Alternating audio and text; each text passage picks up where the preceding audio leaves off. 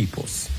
Once again, I extend a very warm welcome to their excellencies and wish them a fruitful and memorable stay in Kenya. It is now my pleasure, ladies and gentlemen, to invite my guest, President of the Republic of Finland, to deliver his remarks. Mr. President.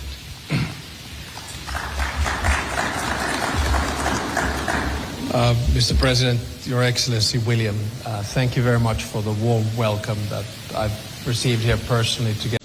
His Excellency's inclusion of a business delegation in this visit, which will participate in a Finland-Kenya business seminar. This underscores our shared commitment to deepening private sector engagement and unlocking mutually beneficial opportunities. Our two nations remain committed to the effective implementation of the Kenya-EU Economic Partnership Agreement, which came into force June last year. Our meetings also identified forestry as a key area of collaboration.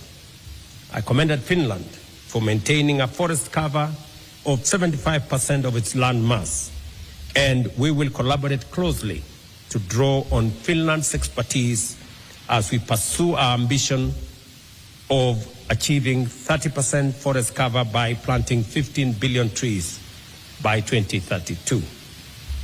We equally look forward to learning from Finland's expertise in sustainable forest management, reforestation technology, biodiversity conservation, and balancing economic and environmental goals.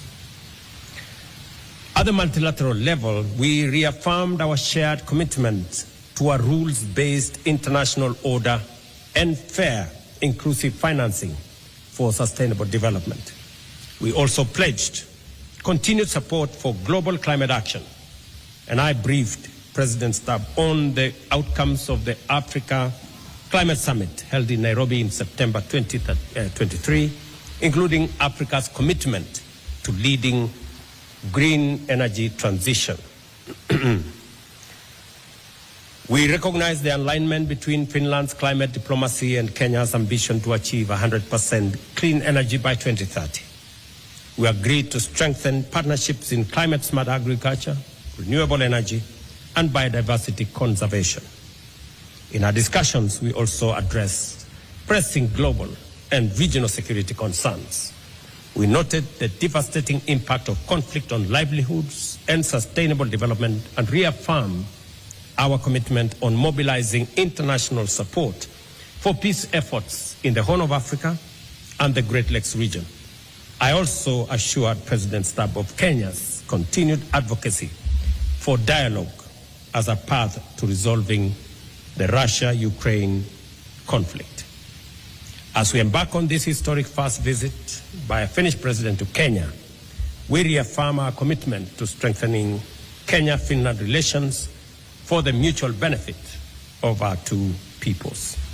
Once again, I extend a very warm welcome to their excellencies and wish them a fruitful and memorable stay in Kenya. It is now my pleasure, ladies and gentlemen, to invite my guest, President Stubb, President of the Republic of Finland, to deliver his remarks. Mr. President.